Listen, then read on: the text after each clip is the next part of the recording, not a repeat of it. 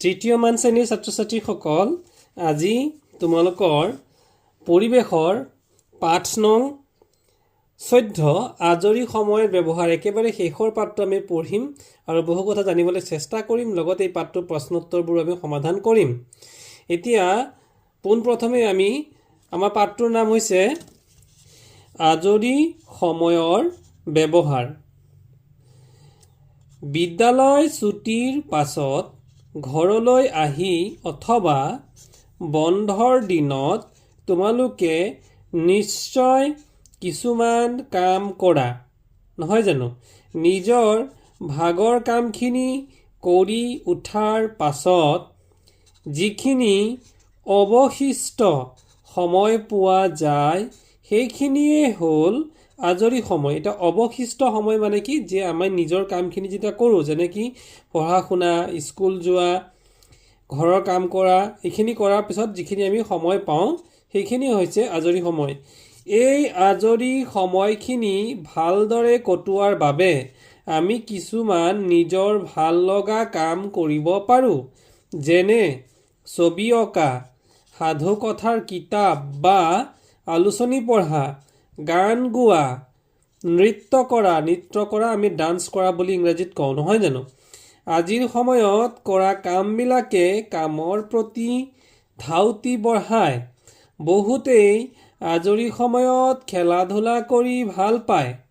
আমি যেতিয়া আমাৰ বহুত সময় থাকে, নিজৰ কামখিনি ঘৰৰ আমি গৃহকৰ্ম হওক, বিদ্যালয়ৰ কৰ্মই হওক বা স্কুলত ছাৰ বাইদেউসকলে দিয়া কামখিনি হওক, শেষ কৰাৰ পিছত যিখিনি আমাৰ সময় ৰৈ যায়, সেই সময়খিনিত আমি কিছুমান আজৰি কাম কৰি ভাল পাওঁ বা খেলি ভাল পাওঁ।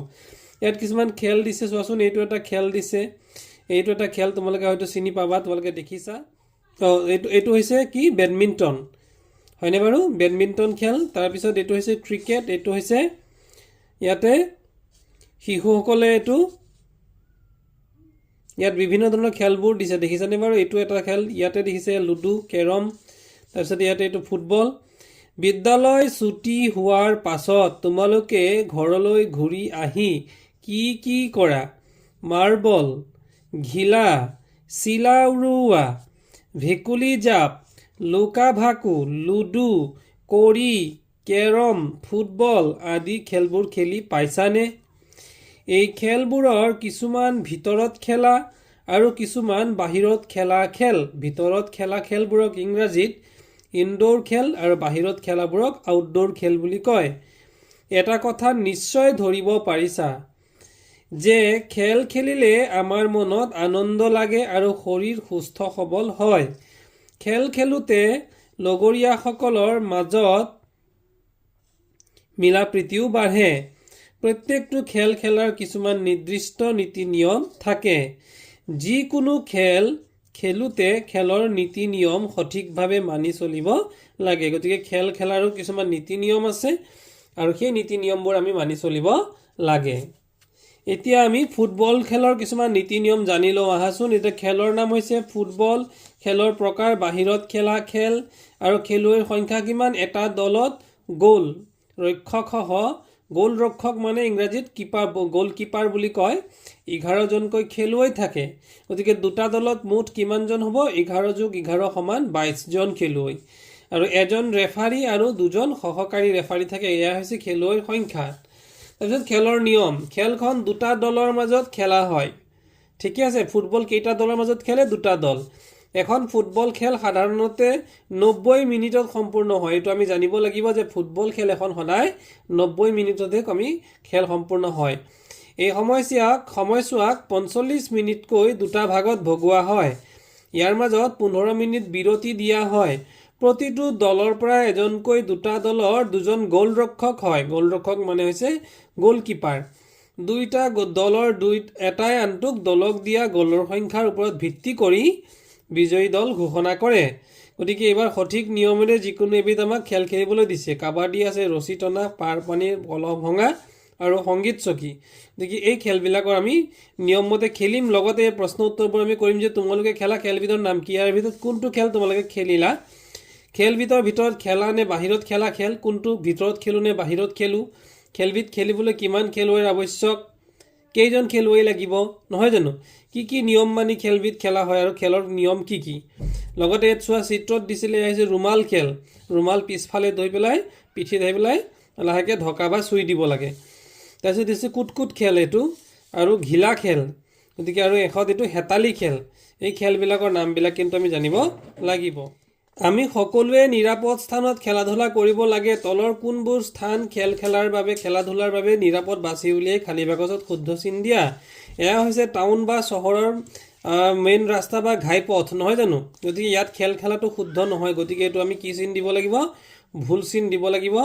আৰু এয়া হৈছে ফুটবল খেলা বা এটা ধুনীয়া ফিল্ড, গতিকে মুকলি ফিল্ড ইয়াতে বা মুকলি খেলপথাৰ ইয়াতে আমি খেলিব পাৰোঁ, গতিকে শুদ্ধ চিন। এয়া হৈছে খেলিবৰ বাবে পাৰ্কৰ ব্যৱস্থা আছে ইয়াতো, গতিকে এইটো শুদ্ধ চিন দিছোঁ। তাৰপিছত এইটো আছে কি, ওচৰতে নদী আছে, গতিকে এই নদীটোত খেলাটো সম্পূৰ্ণ শুদ্ধ নহয়, গতিকে আমি ভুল চিন দিম। আৰু এয়া হৈছে ভুল চিন দিম ক'ত, এইটো হৈছে কিছুমান মাটি খান্দি থকা হৈছে আৰু ঘৰ দৰ কিছুমান ফেক্টৰী বা বনাই থকা হৈছে, ইয়াতে কিন্তু আমি ক্ৰিকেট খেলি আছোঁ, কিন্তু এইটো কিন্তু শুদ্ধ নহয়। আৰু শেষত এই ইয়াতে আমি বিল্ডিঙৰ ওপৰত, ইয়াতে দেখিছে তোমালোকে বিল্ডিংটো, এই বিল্ডিঙৰ ওপৰত বেডমিণ্টন খেলিছে, এয়াও কিন্তু শুদ্ধ নহয়, গতিকে এইবিলাকত পূৰণ চিন দিব লাগিব বা ভুল চিন দিব লাগিব। আজৰি পৰত সাধু কথা, মহৎ লোকৰ জীৱনী, ভ্ৰমণ কাহিনী, কুইজৰ পুথি, শিশু আলোচনী আদি পঢ়িব পাৰি। বাতৰি কাকতত থকা শিশু শিতানসমূহ পঢ়িলে বহুতো নজনা কথা জানিব পাৰি। বাতৰি কাকত বা বিভিন্ন পুথি পঢ়িলে নিজৰেই সাধু কাহিনী, কবিতা, প্ৰবন্ধ আদি লিখাৰ ইচ্ছা জন্মে। এনেবোৰ অনুশীলনে মানুহৰ নতুন নতুন সৃষ্টি কৰিব পৰা গুণটো বঢ়াই তোলে। নতুন নতুন সৃষ্টি কৰিব পৰা গুণটোকেই সৃজনীমূলক গুণ বুলি কোৱা হয়। এইবোৰে আত্মবিশ্বাসো বৃদ্ধি কৰে। তোমালোকে আজৰি পৰত সাধু কথা, ভ্ৰমণ কাহিনী, কুইজৰ পুথি, শিশু আলোচনী আদি পঢ়ানে? এতিয়া আমাক কেইটামান প্ৰশ্ন সুধিছে, তুমি পঢ়া এখন সাধু কথাৰ কিতাপৰ নাম। গতিকে সাধু কথাৰ কিতাপৰ নাম বহুতো সাধু আমি পঢ়িছোঁ, নহয় জানো? যেনে কি কি হ'ব পাৰে, বুঢ়ী আইৰ সাধু হ'ব পাৰে, নহয় জানো?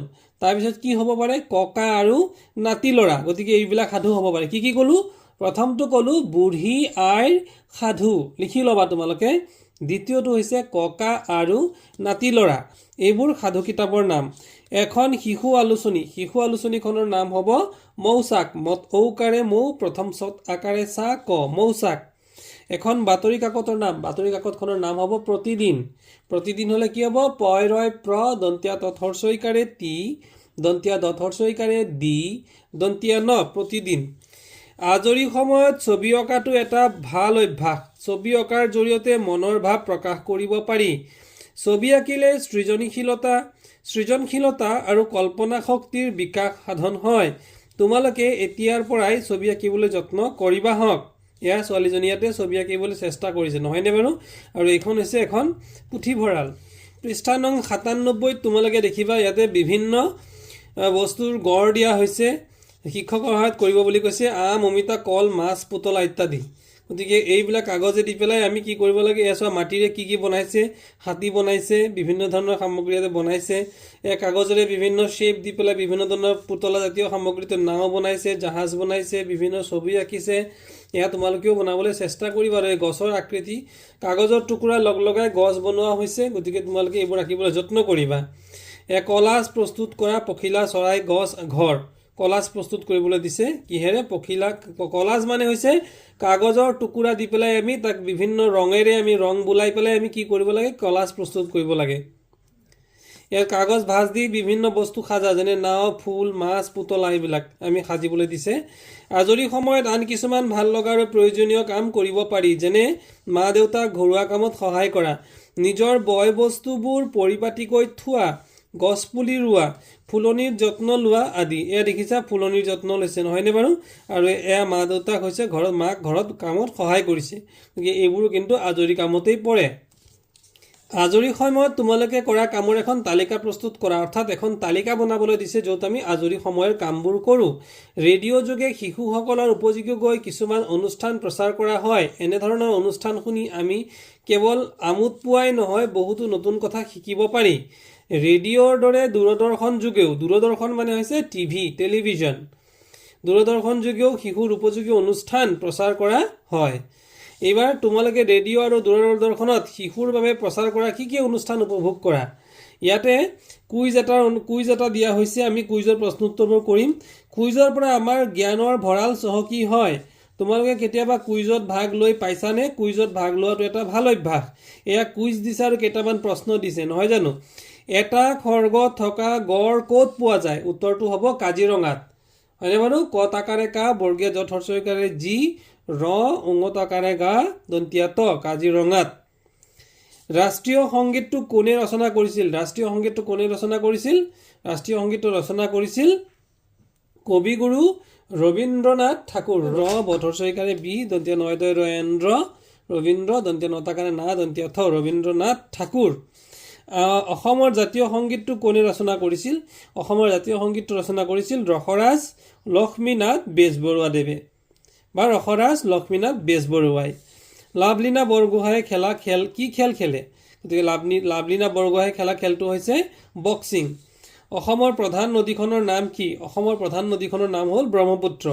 অসমৰ ৰাজ্যিক বৃক্ষৰ নাম কি? অসমৰ ৰাজ্যিক বৃক্ষৰ নাম হৈছে হুলুং। হতুকাৰে হু, লতুকাৰে লু, অনুস্বৰ হুলুং। অসমৰ ৰাজধানীৰ নাম কি? অসমৰ ৰাজধানীৰ নাম হ'ল দিছপুৰ।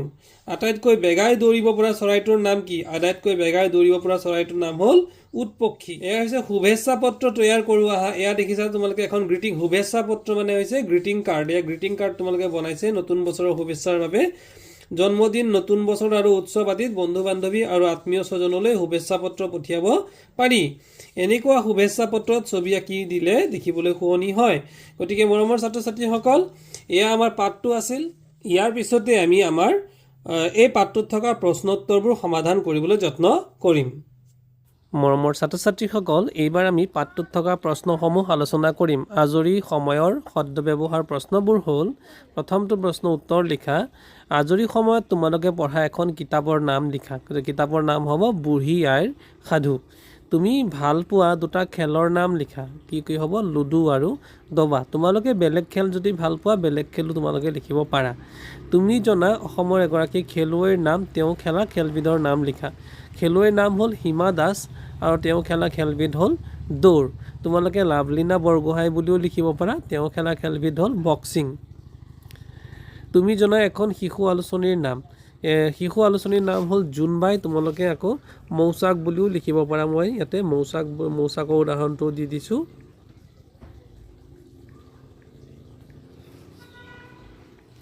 শিশু আলোচনী জোনবায়ু হ'ব আৰু মৌচাকো হ'ব। তুমি খেলা কিছুমান খেলৰ নাম: লুডু, দবা, ফুটবল, তাৰপিছত হ'ব ক্ৰিকেট আৰু কাবাডী। দুবিধ যোগাযোগ মাধ্যমৰ নাম লিখা। দুবিধ যোগাযোগ মাধ্যমৰ নাম হ'ব ইণ্টাৰনেট আৰু বাতৰি কাকত।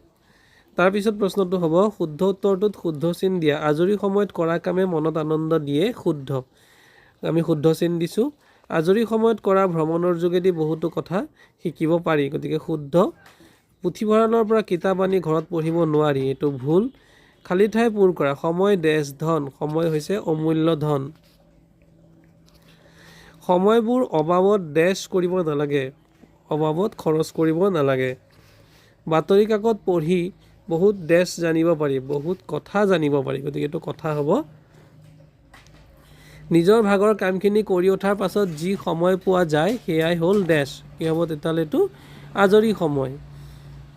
তাৰপিছত বাতৰি কাকত আলোচনী আদি পঢ়িলে কি লাভ হয় লিখা। বাতৰি কাকত আলোচনী আদি পঢ়িলে বহুতো নজনা কথা জানিব পাৰি আৰু দেশৰ খবৰ পাব পাৰি। 5 নম্বৰ প্ৰশ্নটো দলত আলোচনা কৰি লিখা। দিয়া বিষয়কেইটাক লৈ দুটাকৈ বাক্য লিখা। খেল ধেমালি। আমি সকলোৱে খেল ধেমালি কৰিব লাগে।